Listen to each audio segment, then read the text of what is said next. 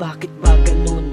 Kapag ikaw ay nagmahal sa babaeng inakala mo kayo ay tatagal, pero di rin tumagal ang relasyon nung nawala na ang babaeng minahal ko talaga ng sobra-sobra.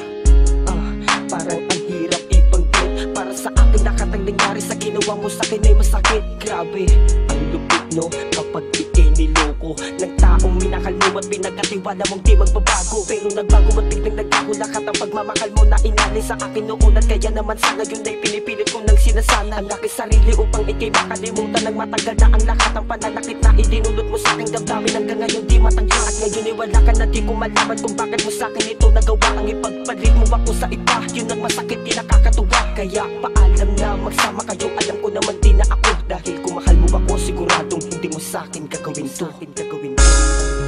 Sana'y masaya ka na sa kanya, ako'y magkakaraya na. Kahit na masakit sa aking damdamin na wala ka na.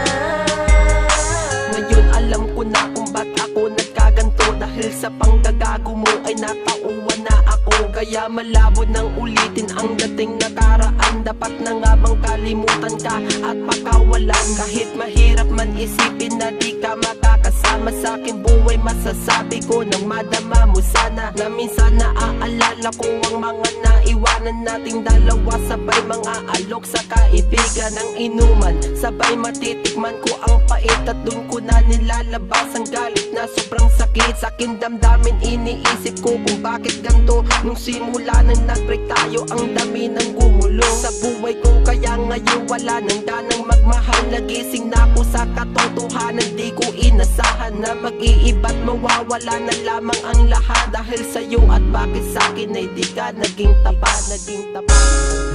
Sana'y masaya ka na sa kanya, ako'y magkakaraya na. Kahit na masakit sa aking damdamin na wala ka na. Lumipas ng ilang taon, muli kitang nakasalubong. Malungkot na padaan sa iyong mata, may humuhubong. Pinalaya mo ako, ngayon iniiwan ka na. Ngayon sa akin ka lalapit pag sinasaktan ka niya. Hindi na bali masaktan, layuan ka lang naman. Hindi ka naman kawalan, bakit ka pa iiyakan? Okay na sa'kin masaktan at mag-imot sa may tabi. Wag lang lumuwas sa babaeng gaya mong walang silbi. Ano ba ang tingin mo sa'kin ay walang pakiramdam? Ngayon wala ka na sa'kin, wala na kong pakialam pa sa iyo. Dahil kinalimutan ko na nga ang lahat ng salitang ayoko na sa'yo, yan ang huling sumpa. Kaya ayoko nang umibig pang muli, dahil ako ay nadala sa babaeng nagsawi. Sa puso ko ikaw yun, pero ito ang